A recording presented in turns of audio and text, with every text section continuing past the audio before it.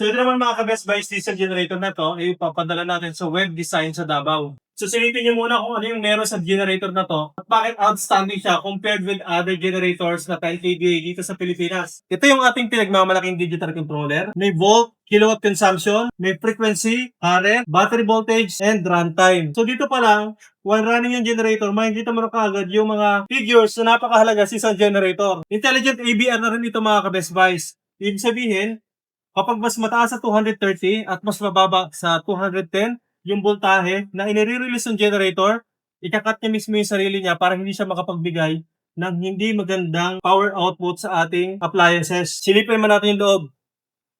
Makikita naman natin dito mga ka-Best Buys, yung kanyang remote control, battery, filter, 195 engine. Napakalaki yan mga ka-Best Buys ha. So yung mga 195 engine, usually, ginagamit yan ng ibang brands as 12 kVA daw. Pero dito sa ating mga ka-Best Buys, sa Philking, inilagay na natin siya sa 10 kVA. So ang rated output nga pala ng ating generator na to is 7,000 watts. Yan ang katotohanan mga ka-Best Buys sa mga ganitong klaseng generator. Ang declaration po rito sa ibang brands is 10 kVA, pero ang rated power ay hindi nila dinideclare. So dito, sinasabi natin lahat ng specification para hindi umasa yung ating mga kliyente sa maling specification na i-declare sa market. Dito naman sa likod mga ka-Best Buys, makikita natin yung kanyang AVR. Ito yung sinasabi ko na intelligent AVR. Yung usual na generator mga ka-Best Buys, 6 wires lang. So, 4 dito, 2 dito para sa positive and negative. So, ito yung nagdedetermine ng high voltage or low voltage. Low hertz, kasama na rin. Kapag mababa yung hertz na natatanggap, mamamatay din yung ating generator. So, dapat perfect na 60 hertz, 220 to 230 volts, inilalabas sa power ng ating generator. Yan ang hindi mo makikita sa ibang diesel generator dito sa Pilipinas. Tayong sa Philking lang yan. So, start natin yung generator natin sa pamamagitan ng remote control. Dalawang pindot na sa gitna.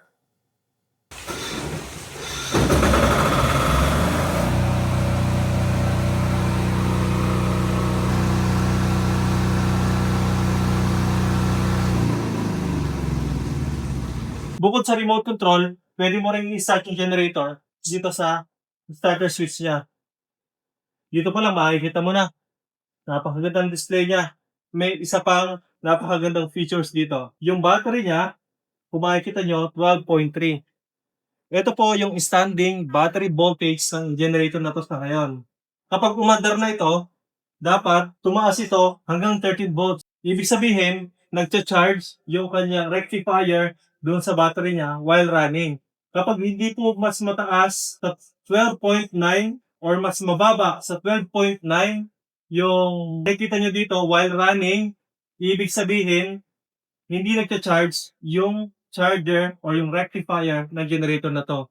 Doon, madidetermine mo na agad na may problema yung rectifier ninyo. Kaysa manghula pa kayo kung bakit nalolobat yung inyong battery while running yung ating generator.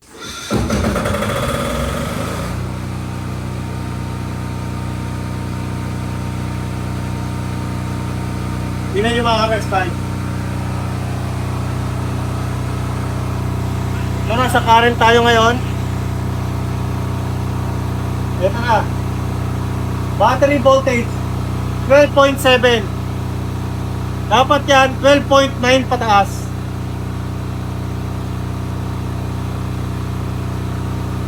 Ayun, 12.9 na siya. So, kapag umabot pa yan ng 13, mas okay. Yun. So, 13.0, 12.9, 12.8, okay na yan. Ayun na yung battery natin, di ba? 12.3 and 12.4. Ibig sabihin, nagcha-charge yung ating baterya sa ngayon. Kina-charge siya ng rectifier.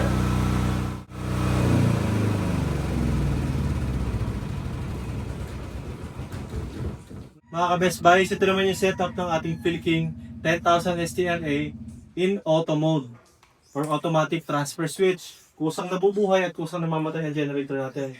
So sa ating ATS, makikita ninyo, may power yung ating line or yung mains. Yung generator natin wala. Tapos naka-automatic tayo. Yung iba nating kliyente, sabi nila, kapag umalis kami, mabubuhay yung generator ng pusa. Meron pong solusyon dyan kung ayaw nyo mabuhay ng pusa yung generator ninyo. I-switch off nyo po yung auto.